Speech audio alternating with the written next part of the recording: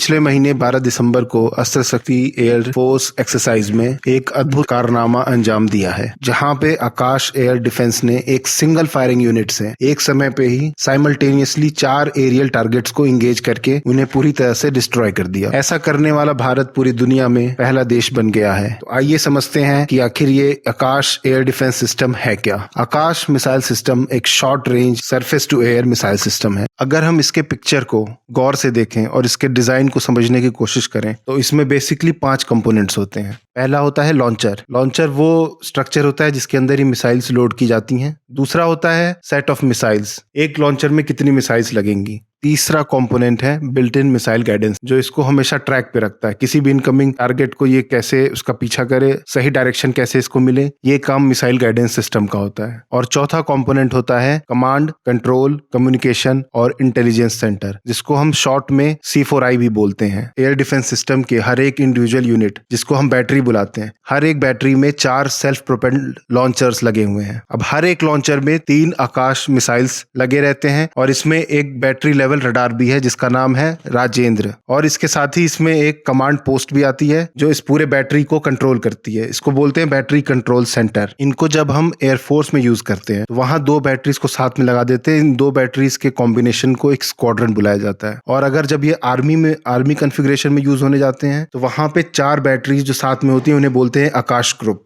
तो ये अपने में साथ में एक यूनिट बन जाते हैं। एक बैटरी अप टू 64 टारगेट्स को एक समय में ट्रैक कर सकती है। और क्योंकि उसके अंदर 4 लॉन्चर लगे हैं और हर लॉन्चर में लगभग 3 मिसाइल्स हैं, तो एक बैटरी अप टू 12 टारगेट्स को अटैक कर सकती है, उन्हें डिस्ट्रॉय कर सकती है। पूरे एक बैटरी का वजन होता है 710 किलो। तो आप समझ सकते हैं कि ये कोई हल्की मशीन नहीं है, ये इसका काफी एक वेट है। और इसकी ऑपरेशनल रेंज लगभग 27 से 30 किलोमीटर के बीच होती है। और इसका फ्लाइट एल्टीट्यूड लगभग 18 किलोमीटर का है, जिसका मतलब है कि ये जो मैक्सिमम हाइट ये अचीव कर सकता है वो है ग्राउंड से लेकर 18 किलोमीटर तक की ये हाइट को अचीव कर सकता है। इसको DRDO ने डिजाइन किया है, यानी ये पूरी तरह से स्वदेशी और आत्मनिर्भर बनाने वाला एक जरूरी एयर डिफेंस सिस्टम है। और इसकी मैन्युफैक्चरिंग भारत डायनेमिक्स लिमिटेड, साथ ही साथ BEL यानी भारत इलेक्ट्रॉनिक्स लिमिटेड और कुछ प्राइवेट फर्म्स जैसे L&T और टाटा सिस्टम्स भी इसमें अपना योगदान देते हैं।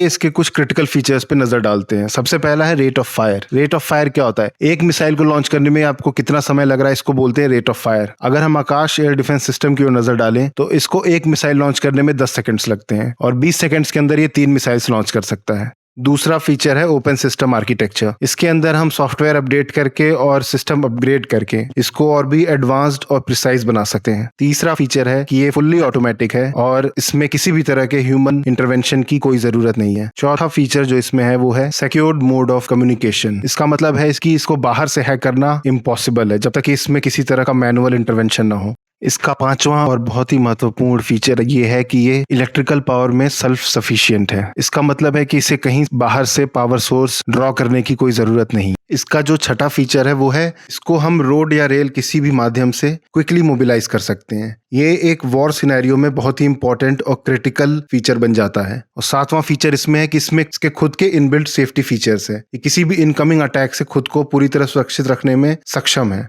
आइए इसके कुछ मेजर बेनिफिट्स पे नजर डालते हैं। पहला ये है कि ये एक मोबाइल प्लेटफॉर्म है। इसको इजीली कहीं भी मूव किया जा सकता है और किसी भी एल्टीट्यूड वाले क्षेत्र में इसको प्लेस किया जा सकता है। ये खास करके जो हमारा चाइना बॉर्डर है या जो नॉर्दर्न बॉर्डर है पाकिस्तान के साथ, वहाँ हाई एल्टीट्यूड और लो टेम्परेचर वाले हिमालयन सिचुएशंस में ये बहुत ही यूजफुल है। साथ ही साथ अगर हमारा कोई कॉन्वॉय या बटालियन मूव कर रही है तो साथ में हम उसके आकाश एयर डिफेंस सिस्टम को भी प्लेस कर सकते हैं, जो उस पूरे कॉन्वॉय को एक कवर प्रदान करेगा, एक किसी भी इनकमिंग टारगेट से इनको सुरक्षा प्रदान करेगा। ये एक इसका बहुत ही इंपॉर्टेंट बेनिफिट है। दूसरा, इसमें एक बिल्ट इन ECCM मिलता है। ECCM का फुल फॉर्म है इलेक्ट्रॉनिक काउंटर मेजर्स। आसान भाषा में समझें तो ये किसी भी ऐसे इलेक्ट्रॉनिक सिस्टम को काउंटर करने में सक्षम है जो डिटेक्शन सिस्टम्स जैसे रडार वगैरह को डिसीव करने के लिए बनाए गए हैं। तीसरा बेनिफिट ये है कि जैसा कि वीडियो में हमने डिस्कस किया है, ये एक साथ मल्टीपल टारगेट्स को इंगेज कर सकता है, फिर ये चाहे ऑटोनोमस मोड में हो या ग्रुप मोड में हो। ऑटोनोमस मोड का सिंपल अर्थ ये है कि ये स्टैंडअलोन में होता है और ग्रुप मोड में ये दूसरे बैटरीज के साथ मिलकर टारगेट को न्यूट्रलाइज करने का प्रयास करता है। चौथा इसका बड़ा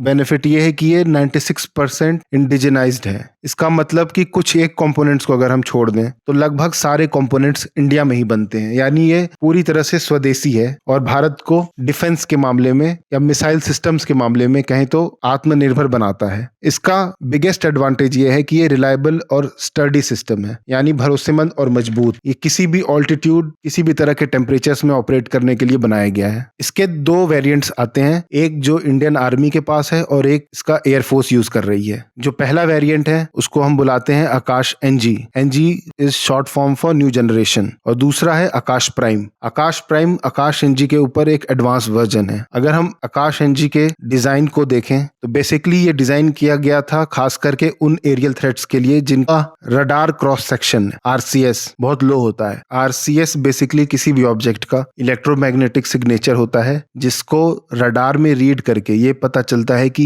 ये किस टाइप का ऑब्जेक्ट है, किस साइज का है और ये किस स्पीड से आ रहा है। वहीं हम अगर दूसरी ओर आकाश प्राइम की ओर नजर डालें, इसमें एडिशनल रेडियो फ्रिक्वेंसी सीकर लगा है जो इसकी एक्यूरेसी को और भी बढ़ा देता है और ये आकाश एनजी के कंपैरिजन में और बेहतर बन जाता है। आकाश प्राइम में एक और इम्प्रूवमेंट है और वो ये है कि इसकी परफॉर्मेंस काफी बढ़िया है, even under low temperature and at higher altitudes as well.